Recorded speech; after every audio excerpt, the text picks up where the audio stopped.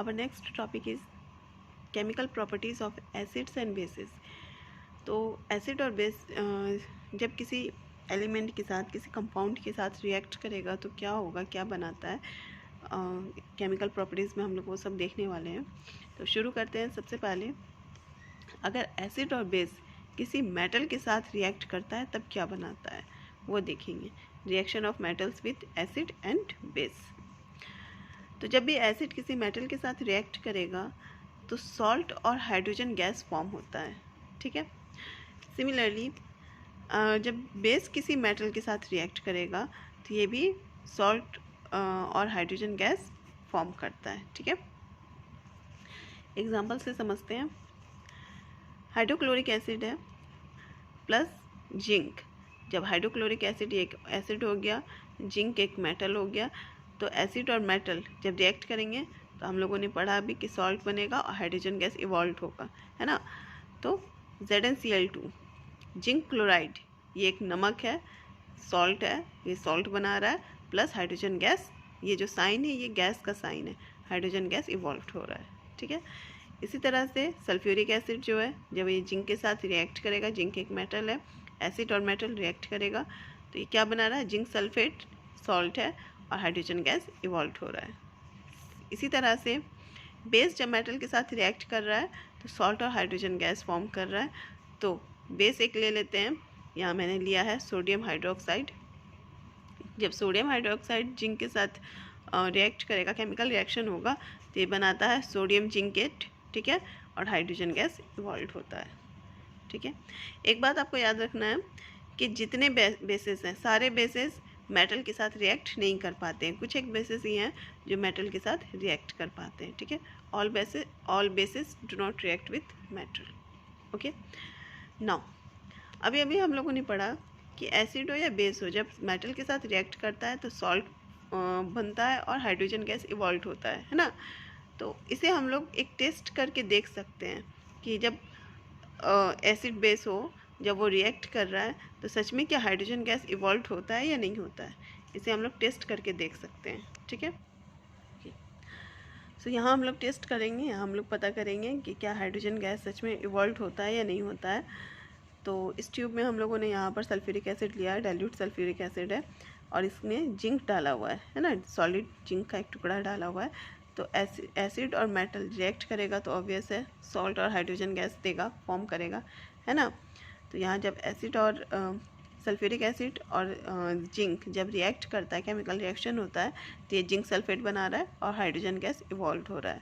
तो हम लोग को चेक करना है कि हाइड्रोजन गैस सच में इवॉल्व हो रहा है या नहीं। तो करना क्या है, इस ट्यूब को हम लोगों ने एक कॉर्क से बंद कर दिया है, ठीक है, और इस कॉर्क से एक हम लोगों ने डिलीवरी ट्यूब लगाया है, जो कि हम लोगों ने उसके दूसरे सिरे को हम लोगों ने एक सॉल्यूशन में डाला है, सोपी सॉल्यूशन में डाला है, ठीक है। अब होता क्या है कि यहाँ जो गैस बन रहा है, हाइड्रोजन गैस जो बन रहा है, वो इस ट्यूब से होता हुआ इस सॉल्यूशन के अंदर आता है, ठीक है। और क्योंकि ये सोपी सॉल्यूशन है तो वो क्या होता है, वो जो गैस है क्या होता है, बाहर निकलता है छोटे छोटे बबल्स बनकर। हाइड्रोजन गैस जो है वो इन छोटे छोटे बबल्स के फॉर्म में इस सोप से बाहर निकलते हैं, ठीक है। अब हम लोगों को करना क्या है कि जब यहाँ पर इन बबल्स के पास हम लोग एक कैंडल लेकर आते हैं तो ये जो बबल्स हैं वो फटते हैं, एक पॉप साउंड की आवाज़ निकालकर, burning of hydrogen gas with a pop sound, है ना। तो ये एक आवाज़ निकालकर ये जो बबल्स है वो फूट जाते हैं, ठीक है, जो कि प्रूव करता है कि हाइड्रोजन गैस जो है यहाँ इवॉल्व हो रहा है, ओके। नेक्स्ट जो है रिएक्शन वो है reaction of metallic oxide with acid. यानी जब एसिड किसी मेटेलिक ऑक्साइड के साथ रिएक्ट करेगा तब क्या होगा। सबसे पहले देख लेते हैं कि मेटेलिक ऑक्साइड है क्या, ठीक है। तो जो भी एलिमेंट है, जब कोई एलिमेंट ऑक्सीजन के साथ रिएक्ट करता है तो जो नया कंपाउंड बनकर तैयार होता है उसे हम लोग कहते हैं ऑक्साइड, ठीक है। अब आप लोगों ने पढ़ा होगा प्रीवियस क्लास में कि एलिमेंट को क्लासिफाइड किया गया था metal, non metal and metalloids में, है ना। तो जब मेटल के साथ ऑक्सीजन रिएक्ट करता है और वो जो कंपाउंड बनकर तैयार होता है तो उसे हम लोग कहते हैं मेटल ऑक्साइड या मेटलिक ऑक्साइड। ठीक है। ठीक इसी तरह से जब नन मेटल के साथ ऑक्सीजन रिएक्ट करता है, केमिकल रिएक्शन होता है और जो नया कंपाउंड बनकर तैयार होता है तो उसे हम लोग कहते हैं नन मेटलिक ऑक्साइड। ओके, दो बातें हुई। अब ये जो ऑक्साइड है इसका जो नेचर है ये या तो एसिडिक नेचर का हो सकता है या बेसिक नेचर का हो सकता है। ठीक है, समझना, इसको थोड़ा सा समझना है। सबसे पहली बात कि जब भी कोई एलिमेंट ऑक्सीजन के साथ रिएक्ट करता है, रिएक्शन के बाद जो नया कंपाउंड बनकर तैयार होता है उसे हम लोग कहते हैं ऑक्साइड। ठीक है, एलिमेंट का क्लासिफिकेशन हम लोगों ने देखा था। एलिमेंट्स जो हैं मेटल भी हो सकते हैं, नॉन मेटल भी हो सकते हैं। तो जब ऑक्सीजन मेटल के साथ रिएक्ट करेगा तो वो मेटल ऑक्साइड बनाएगा, और जब नॉन मेटल के साथ रिएक्ट करेगा तो नॉन मेटल ऑक्साइड बनाएगा, नॉन मेटलिक ऑक्साइड बनाएगा। ठीक है, इसके बाद कंपाउंड जो है इसका जो नेचर है ये एसिडिक नेचर का भी है और बेसिक नेचर का भी है। ठीक है, ऑक्साइड एसिडिक नेचर के भी होते हैं, बेसिक नेचर के भी होते हैं। तो मेटल के साथ जब ऑक्सीजन रिएक्ट करता है और ये जो मेटल ऑक्साइड बनता है, ये जो मेटल ऑक्साइड है ये बेसिक नेचर का होता है। ठीक है, और नॉन मेटल के साथ जो रिएक्ट करता है ऑक्सीजन, ये जो नॉन मेटल ऑक्साइड होते हैं ये एसिडिक नेचर के होते हैं। ठीक है, क्लियर हो गया। एलिमेंट ऑक्सीजन के साथ रिएक्ट करके जो कंपाउंड बनाता है उसे ऑक्साइड कहते हैं। ऑक्साइड एसिडिक और बेसिक दोनों नेचर के होते हैं। ठीक है, तो जब ऑक्सीजन मेटल के साथ रिएक्ट करता है, मेटल ऑक्साइड बनता है। मेटल ऑक्साइड बेसिक नेचर का होता है, मतलब इसमें बेस की प्रॉपर्टी होती है, और नॉन मेटल में जो है एसिडिक नेचर का होता है, इसमें एसिड की प्रॉपर्टी होती है।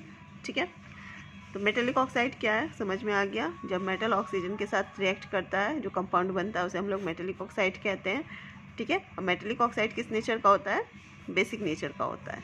ठीक है, तो जब एसिड मेटल ऑक्साइड के साथ रिएक्ट करेगा तो मेटल ऑक्साइड किस नेचर का है? बेसिक नेचर का है। बेस का इसका जो प्रॉपर्टी है वो बेस की प्रॉपर्टी है।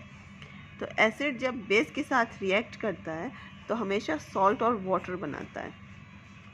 कभी भी जब भी एसिड किसी बेस के साथ रिएक्ट करेगा तो क्या बनाता है?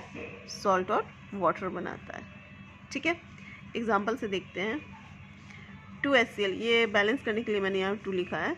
तो एसिड हम लोग ले लेते हैं, HCl मैंने लिया। ठीक है, मेटल ऑक्साइड में मैंने यहाँ पर कॉपर ऑक्साइड लिया है। कॉपर जो है मेटल है, ऑक्सीजन के साथ रिएक्ट करके कॉपर ऑक्साइड बना रहा है। ठीक है, तो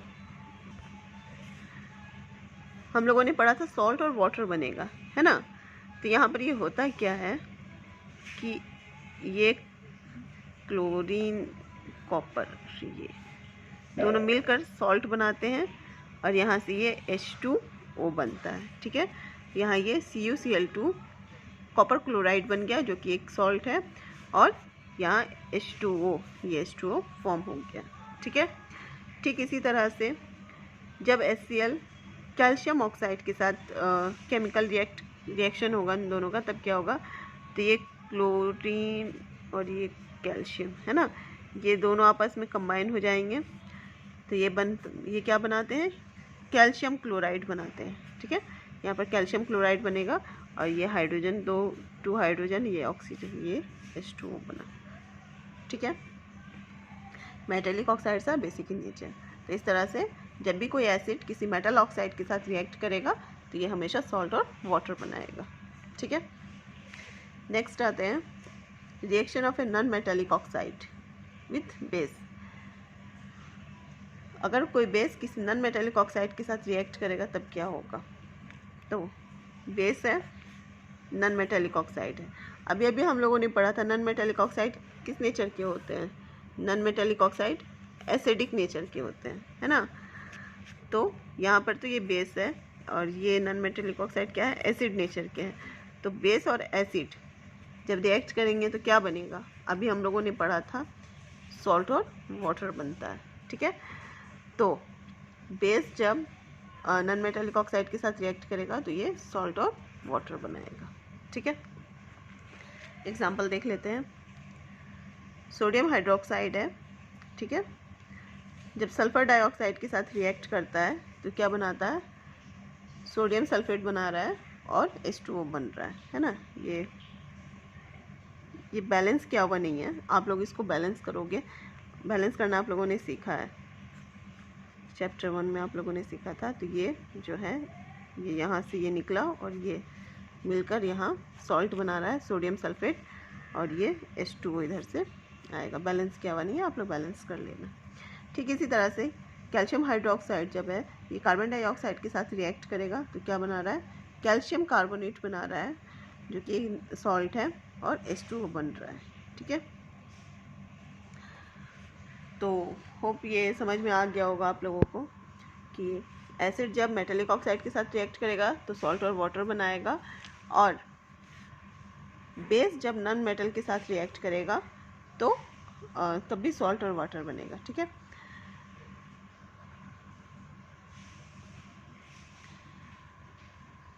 ठीक है, यहाँ पर बेस जो है, एक बात देख लेना, बेस जो है वो मेटल ऑक्साइड के साथ रिएक्ट नहीं करेगा। मेटल ऑक्साइड क्या है, बेस है, तो बेस के साथ रिएक्ट करेगा तो क्या बनेगा, कुछ भी नहीं बनेगा।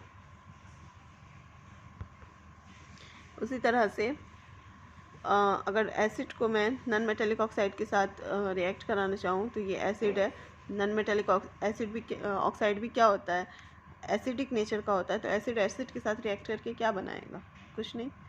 ठीक है, नेक्स्ट है रिएक्शन ऑफ मेटल कार्बोनेट्स या metal hydrogen carbonates with acid. तो अगर एसिड के साथ मेटल कार्बोनेट्स या मेटल हाइड्रोजन कार्बोनेट रिएक्ट करेगा तब क्या होगा। तो ये जो मेटल कार्बोनेट है या मेटल हाइड्रोजन कार्बोनेट, दोनों में से कोई भी लें तो ये भी जो है बेसिक नेचर का होता है। ठीक है, और हम लोगों ने पढ़ा है कि एसिड और बेस जब रिएक्ट करता है तो सॉल्ट एंड वाटर बनाता है। ठीक है, तो एसिड के साथ जब मेटल कार्बोनेट या मेटल हाइड्रोजन कार्बोनेट रिएक्ट करेगा, यानी ये बेस हो गया, तो जब एसिड और बेस रिएक्ट करेगा तो सॉल्ट और वाटर ये तो दो चीज़ देगा ही, बट क्योंकि यहाँ पर कार्बोनेट लगा हुआ है तो यहाँ पर CO2 गैस भी इवॉल्व होता है, CO2 गैस भी फॉर्म होता है। ठीक है, CO2 गैस भी बनता है। ओके, एग्जांपल देख लेते हैं। HCl है, सोडियम कार्बोनेट है, जब आपस में रिएक्ट करेंगे तो ये NaCl बना रहे हैं, कॉमन सॉल्ट बना रहे हैं, और वाटर CO2 गैस इवॉल्व हो रहा है। इसी तरह से अगर hydrochloric acid sodium hydrogen carbonate के साथ रिएक्ट करता है तो वही सेम चीज़ सॉल्ट बना रहा है, कार्बन डाइऑक्साइड गैस फॉर्म हो रहा है और वाटर बन रहा है।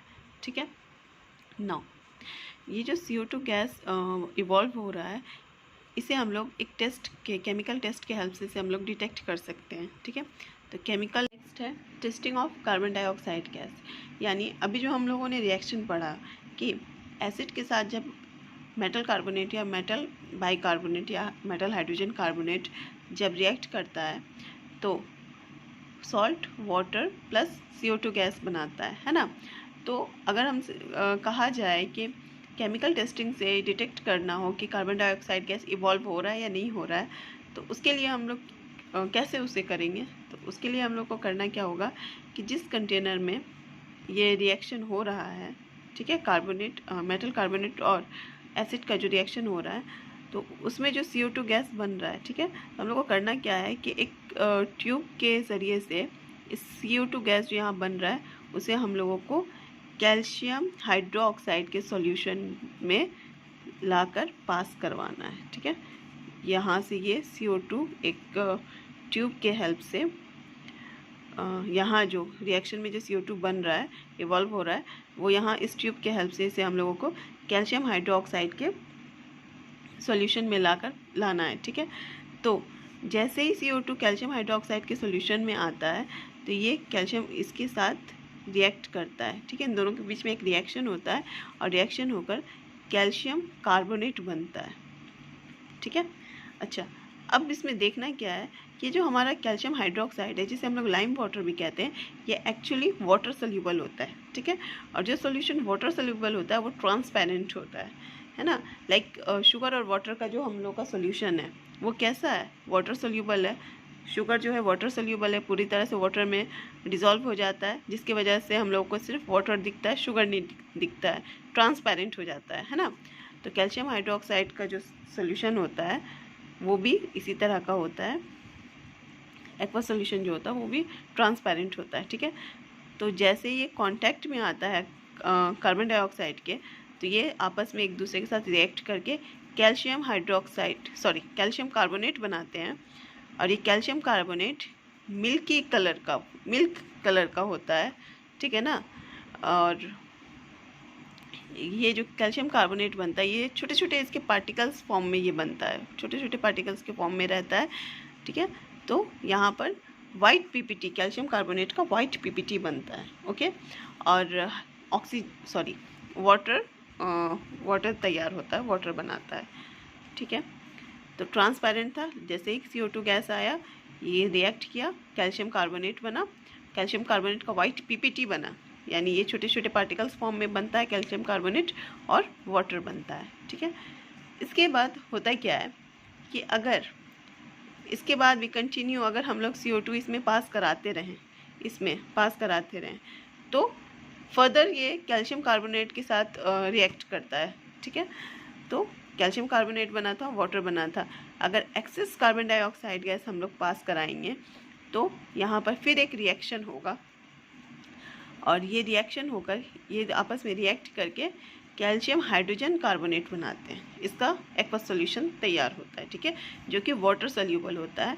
और अभी हम लोगों ने पढ़ा कि जो भी वाटर सोल्यूबल होता है वो ट्रांसपेरेंट होता है, ठीक है। तो टेस्टिंग ऑफ कार्बन डाइऑक्साइड में होता है क्या है, जहाँ कार्बन डाइऑक्साइड गैस बन रहा है वहाँ एक ट्यूब लगाकर हम लोग उस गैस को कहाँ लाते हैं, कैल्शियम हाइड्रोक्साइड या लाइम वाटर में पास करवाते हैं। लाइम वाटर के कांटेक्ट में जब आता है CO2 तो वो रिएक्ट करके वाइट पीपीटी बनाता है कैल्शियम कार्बोनेट का, ठीक है, और वाटर बनता है। अगर एक्सेस हम लोग पास करा देते हैं तो फिर वो फर्दर करता क्या है, कैल्शियम कार्बोनेट के साथ रिएक्ट कर जाता है वो CO2, और वो रिएक्ट करके कैल्शियम हाइड्रोजन कार्बोनेट बनाता है, उसका एक्वा सॉल्यूशन बनाता है, ठीक है, जो कि वाटर सोल्यूबल होता है या ट्रांसपेरेंट होता है, ठीक है। तो पहला सॉल्यूशन ट्रांसपेरेंट था, फिर मिल्की वाइट हुआ, वाइट पीपीटी बना, है ना, दूधिया कलर का हुआ। इसके बाद फिर से वो ट्रांसपेरेंट हो गया, ठीक है। तो ये टेस्टिंग है कार्बन डाइऑक्साइड गैस का, ठीक है। इसके बाद बेसिस, जो मेटल कार्बोनेट या मेटल हाइड्रोजन कार्बोनेट है वो बेस के साथ रिएक्ट नहीं करते हैं। क्यों? क्योंकि अभी हम लोगों ने बताया था अभी मैंने आपको कि मेटल कार्बोनेट हो या मेटल हाइड्रोजन कार्बोनेट हो, वो दोनों बेसिक नेचर रखते हैं, है ना। तो वो भी बेस और ये भी बेस आपस में रिएक्ट नहीं करेंगे। Basis do not react with metal carbonate and metal hydrogen carbonate. क्यों? क्योंकि दोनों बेस एक ही प्रॉपर्टी के होते हैं, रिएक्ट नहीं करते, ठीक है। नेक्स्ट रिएक्शन है reaction of acids and bases with each other. हम लोग पढ़ चुके हैं कि जब एसिड और बेस रिएक्ट करेगा तो क्या बनाएगा, अभी अभी हम लोगों ने पढ़ा है कि जब भी एसिड और बेस रिएक्ट करेगा तो हमेशा सॉल्ट और वाटर बनाता है, ठीक है। Like HCl, NOH, hydrochloric acid और सोडियम हाइड्रोक्साइड। एसिड और बेस जब आपस में रिएक्ट कर रहे हैं तो क्या बन रहा है, ये NaCl बन रहा है और H2O बन रहा है, ठीक है। तो ये जो प्रोसेस है इसे हम लोग कहते हैं न्यूट्रलाइजेशन रिएक्शन।